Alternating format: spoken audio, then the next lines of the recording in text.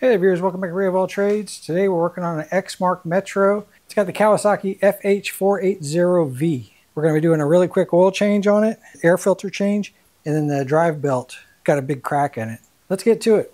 We need a 19mm socket, preferably 6-point because the plug is plastic. Need an adjustable wrench or a pair of channel locks to be able to hold the backing nut of it. Obviously a new air filter, new oil filter, and then the drive belt. Super easy one and short one today. Let's throw a bucket underneath it to catch the oil. Hold this outer part so that it doesn't spin on us. And then a 19mm or a 3/4 inch 6-point socket. Just break it loose.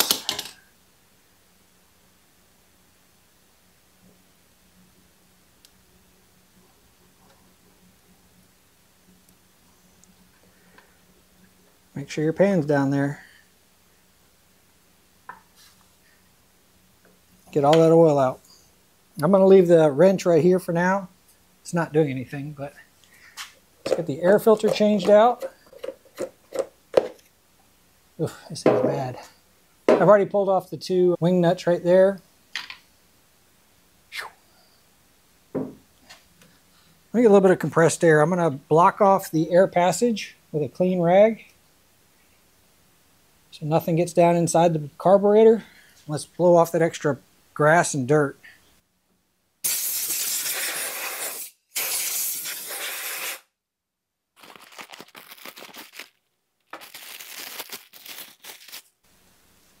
That's a lot nicer.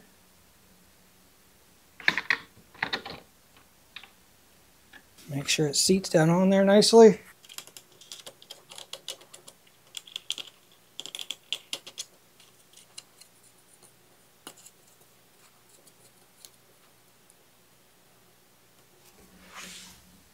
Yep, that sealed up pretty nice.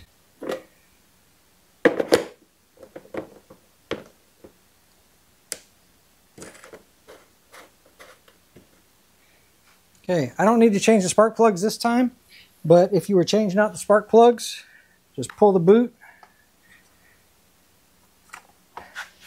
And it looks like a 13/16 socket would take out the spark plugs. Gap them to 0.03. And of course, if you got a new fuel filter, throw it on there as well. Clean off the plug, make sure that the O-ring is not damaged in any way. This O-ring is what actually seals that connection. And I always keep some of the wife's spare Tupperware on hand for the oil filter. Set it right there.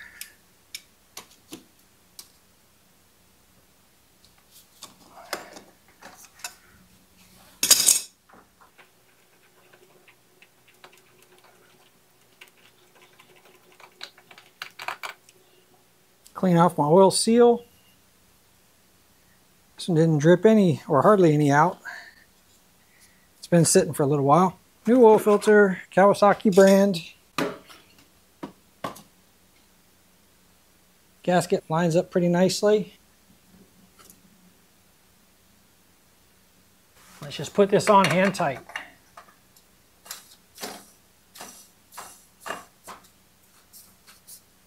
As soon as the oil stops dripping, put the plug back in. And just like when we're taking it off, we're going to hold that bolt or that fitting to keep it from turning. And we're just going to snug this up. The O-ring will do all the work.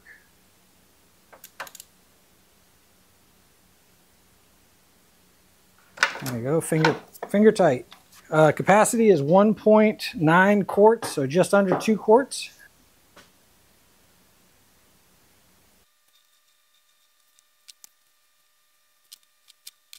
What I can tell you is this thing drains extremely slow, so have a good sealing funnel and pour it in very slowly.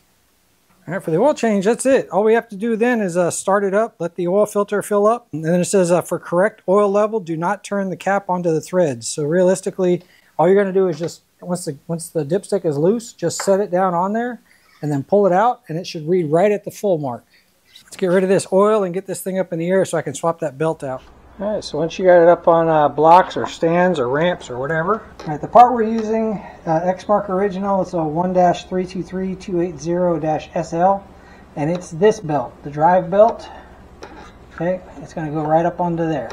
If you notice that the deck belt is actually in the way right now, so all we're going to do, because the deck is not engaged right now, the deck not being engaged right now, we're just going to pull it over this lip. Don't pinch your fingers.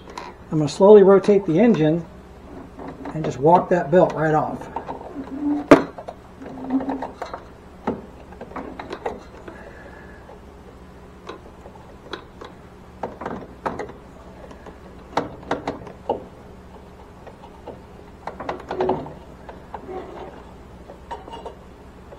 Just push that one out the way. Now for this belt, it actually takes a tool. So a 9/16 inch socket.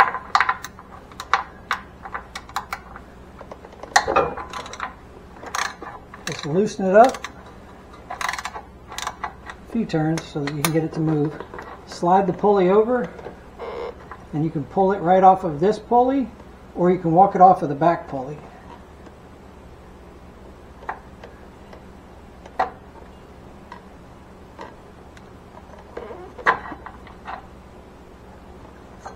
There and right off of there.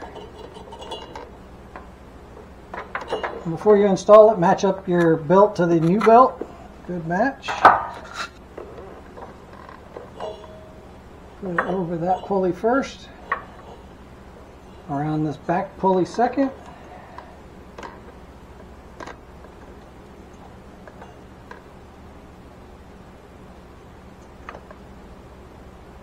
And then if you have enough slack, slide it together like this. If you don't have enough slack, like this is actually kind of tight right now, try to put it on this back pulley first, because it's the longer of the two pulleys. So I'll just pull it off of this one, slide it around that first. Get it wedged up in there, and I'm going to try to turn this pulley and walk it on.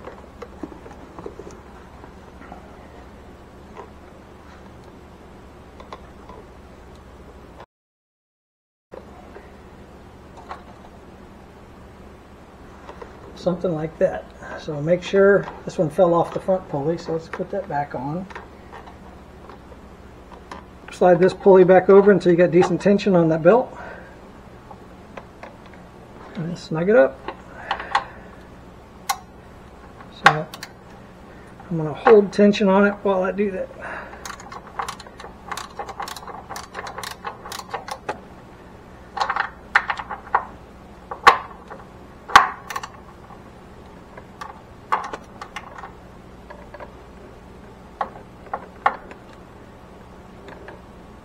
Might get a little bit loose.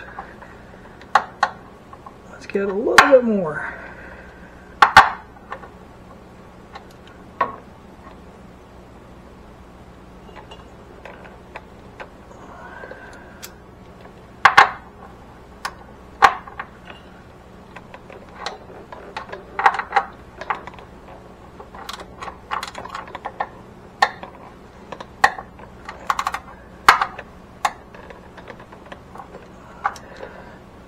And there you go, that's that belt.